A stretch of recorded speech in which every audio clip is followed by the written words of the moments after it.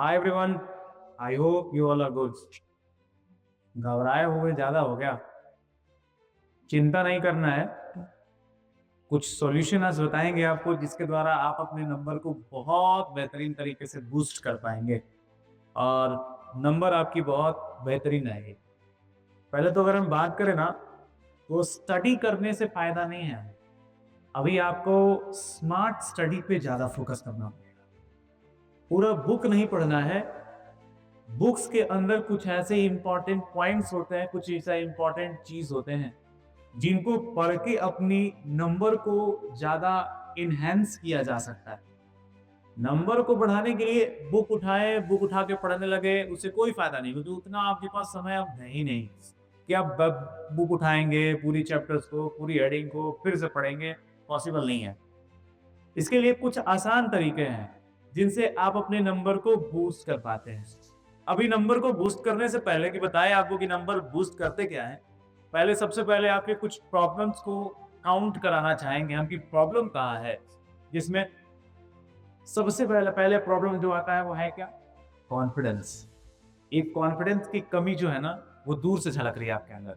आप परेशान है, सर कौन सा सैंपल चलेगा, कौन सा क्वेश्चन पेपर कर ले, कौन सा क्या कर ले, मतलब आपको अभी कुछ जादू चाहिए कि कुछ ऐसा बता दीजिए कि एग्जाम में मेरा नंबर बहुत अच्छा आ जाए। ये पॉसिबल नहीं है, ये एकदम पॉसिबल। तो यहाँ पे अगर ऐसा दिख रहा है आपके अंदर तो मतलब समझिए कॉन्फिडेंस लैक कर रहा है आपका, यानी कॉन्फिडेंस की कमी दिख रही है। घबराना नहीं है। सबसे पहले, वैसे 3 इडियट मूवी देखे हो ना, बोलता है हर चीज में ऑल इज वेल, बस मान के चलना है, well well all is well, सब बढ़िया है, इतनी तैयारी अपनी बेहतरीन चल रही है। थोड़ा सा ध्यान देना है, ठीक है, थोड़ा सा ध्यान दे देंगे और जिन बातों को बताएंगे उसको एकदम नोट कर लेना है दिमाग में। कुछ नहीं होगा। पहले तो एग्जाम, बस इतना दिमाग में रहो कि मेरे को एग्जाम देना है, बस उसके अलावा कुछ नहीं। एग्जाम में जाना है, एग्जाम दे के आना, दैट इज वेरी कॉमन। बहुत आसान रहेगा, मजा आ जाएगा एग्जाम दे करके। ज्यादा सोचना ही नहीं है आपको। तैयारी आपकी भरपूर है, बेहतरीन है, बस उसको थोड़ी सी चमकाने की जरूरत है। साइन करना चाहिए आपका मेहनत, दिखना चाहिए सही समय पे। पता चला दिमाग में है और आंसर ही नहीं निकल रहा है, जिसको हम लोग सीली मिस्टेक कहते हैं। अरे सर हम क्या बताएं, हम तो पढ़े ही इसको, मतलब कि हम बताएं सर, पूरा पढ़े ही नहीं, वो छूट गया हमसे, या फिर गलत टिक करके आ गए। इसको सीली मिस्टेक कहते हैं। आप जानते हुए भी उस चीज को आंसर नहीं कर पा रहे, मतलब या तो आप ओवर कॉन्फिडेंस हैं, आपको ऐसा लग गया स्टार्टिंग का एक लाइन पढ़ गया, भाई इसका आंसर तो पता है, जैसे ही आगे बढ़े पता चला कि आगे तो नॉट लिखा हुआ था, आंसर गलती करके आ गए।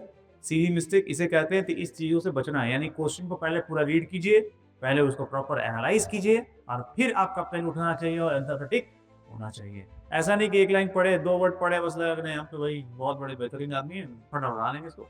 ऐसा काम नहीं करना है।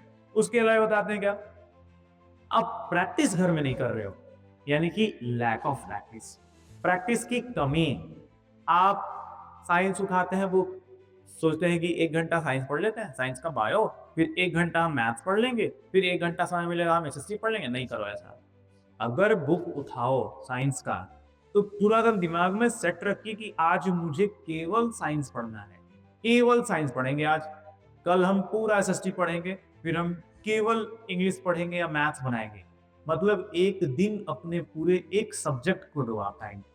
उससे क्या होगा कि कंटेंट आपस में मिक्स नहीं होगा। आप क्या करते हैं, पूरा कंटेंट मिक्स कर देते हैं। मिक्स करने से पता चला आधा दिमाग उधर, आधा उधर, आधा उधर। मत कीजिए ऐसा। एक चैप्टर उठाइए या एक सब्जेक्ट उठाइए और पूरा दिन उसको दीजिए और ढंग से उसको दीजिए, बढ़िया से। 8 घंटे 10 घंटे बैठे आराम से और उसको पढ़ रहे हैं, फिर दूसरा उठाए, फिर दूसरे सब्जेक्ट को कर रहे हैं, फिर तीसरे को कर रहे हैं। जहां मिक्स किए, समझते हैं ना, वैसी बात की झालमुरी बन जाएगा पूरा का पूरा, पूरा झालमुरी हो जाएगा। ये सब हरकत नहीं करना है। आप एक चैप्टर या एक सब्जेक्ट को ज्यादा प्रायोरिटी देते हुए आगे बढ़ते रहिए। प्रायोरिटी बहुत इंपॉर्टेंट है। क्या इंपॉर्टेंट है? प्रायोरिटी ज्यादा इंपॉर्टेंट है। आगे डिस्कस करते हैं कि आपके पास सब कुछ है, ठीक है, आप पढ़ भी ले रहे हैं, सब कुछ कर ले रहे हैं, लेकिन आपके पास टाइम मैनेजमेंट नहीं है। आप टाइम ही मैनेज नहीं कर पाते। जैसे सर बहुत सारे कॉल्स भी आते रहते हैं आप सबके। सर देखिए हम क्वेश्चन तो प्रीवियस ईयर कर रहे थे, लेकिन उस क्वेश्चन को करने में 3.5 आवर्स लग गए, 4 आवर्स लग गए। यानी सिंपल सी बात है कि वो जो क्वेश्चन था वो आपको 3 घंटे के लिए दिया जा रहा है, फिर भी आपको उसमें आधे घंटे एक्स्ट्रा लग जा रहा है, 1 घंटा एक्स्ट्रा लग रहा है, यानी कि आप टाइम मैनेज नहीं कर पा रहे हो। या तो आप ज़्यादा समय कहीं न कहीं किसी न किसी क्वेश्चन में ज़्यादा इन्वेस्ट कर गए, जो आपको वहाँ नहीं करना था। वैसे क्वेश्चन जहाँ आप ज़्यादा समय इन्वेस्ट कर रहे हो, लग रहा है कि आपसे नहीं बन रहा है, कन्फ्यूजन उसमें, तो देन एंड देयर तुरंत उसको लीव कीजिए। उसमें उलझने की कोई रिक्वायरमेंट नहीं है, कोई ज़रूरत नहीं है, उसे लास्ट में अटेम्प्ट करेंगे, लास्ट में उसको देख लेंगे। पहले जो क्वेश्चंस आपसे अटेम्प्ट हो जाता है, उन क्वेश्चन को सबसे पहले अटेम्प्ट करना है। जो दिक्कत हो रहा है क्वेश्चन में, कंफ्यूजन है, उसको लास्ट में छोड़िए आप। तो आप शायद टाइम को ढंग से मैनेज कर पाएंगे, बढ़िया मैनेजमेंट कर पाएंगे। और हो सकता है 3 घंटे का क्वेश्चन आपके 2.5 घंटे में हो जाए। डेफिनेटली होगा अगर इन सारी बातों को ध्यान रखेंगे। नेक्स्ट बात करते हैं राइटिंग प्रैक्टिस की। ये राइटिंग प्रैक्टिस आपका रेगुलर नहीं हो रहा है। आप बोर्ड के एग्जाम देने जा रहे हो तो आप भरोसा ना रखना कि केवल एमसीक्यू क्वेश्चन में आपका काम चल जाएगा। बस जिस एमसीक्यू क्वेश्चन से कुछ नहीं होगा, रेस्ट ऑफ द क्वेश्चंस आपको लिखना है। अब राइटिंग प्रैक्टिस कहने का मतलब ऐसा नहीं कि पेज भरने वाला काम कर रहे हैं। राइटिंग प्रैक्टिस कहने का मतलब कि किसी भी क्वेश्चन, अगर कोई भी क्वेश्चन आपको दिया गया तो आंसर उसका कहां से शुरू करके कहां अंत करना है, हम इसकी बात कर रहे हैं। राइटिंग प्रैक्टिस का ये मतलब नहीं है कि हाँ this is cat, this is cat, this is cat लिख रहे हैं तो पूरा कॉपी दिस इज कैट से भर दिए कि सर हम तो राइटिंग प्रैक्टिस करिए। राइटिंग प्रैक्टिस का मतलब केवल ये नहीं होता, ये बचपन में होता है कि बढ़िया से लिख करके इटैलिक में लेके आना, बोल्ड में लेके आना, ये सब नहीं करना आपको। क्वेश्चन का आंसर बनाना है आपको। क्वेश्चन का आंसर कैसे बनाएंगे? जैसे वो बच्चों को हम देखते हैं, क्वेश्चन मिला, उसका आंसर स्टार्ट करेंगे तो सबसे पहला वर्ड अगर कुछ लिखते हैं तो लिखते हैं बिकॉज। बिकॉज से चालू कर देंगे। अब बिकॉज से चालू करके आप अंत तक जाओगे, कितना लिख पाओगे? नहीं लिख पाओगे। कहीं ना कहीं ऐसा समय आएगा कि आप उलझ ही जाओगे या फिर 1-2 लाइन में ही आपको आंसर को निपटाना पड़ जाएगा।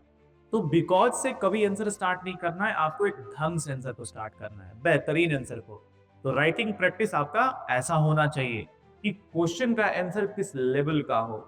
नेक्स्ट बात करते हैं तो सिलेबस की बात आ जाती है कि सिलेबस अभी तक आपका इनकम्प्लीट है, चाहे आप जहां भी पढ़ रहे हैं, जिस जगह भी पढ़ रहे हैं, कोई फर्क नहीं पड़ता। अगर सिलेबस इनकम्प्लीट है तो उस पर ज्यादा फोकस करते हुए सिलेबस को पहले कंप्लीट करें, और अगर नहीं हो पा रहा है तो आप घर में ज्यादा उसको टाइम दें, उस पर ज्यादा एफर्ट लगाएं।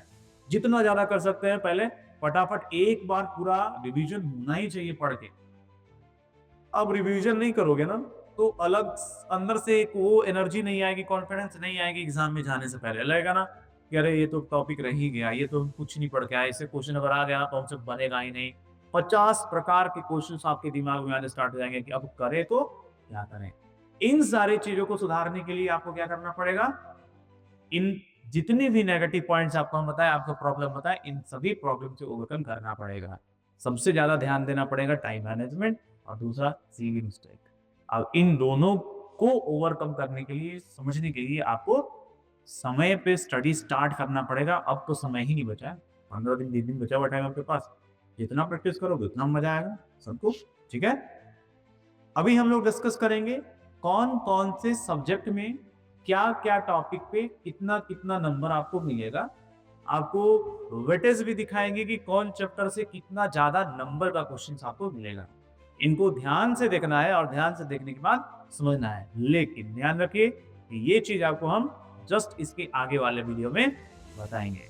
तो स्टे ट्यून एंड वेट।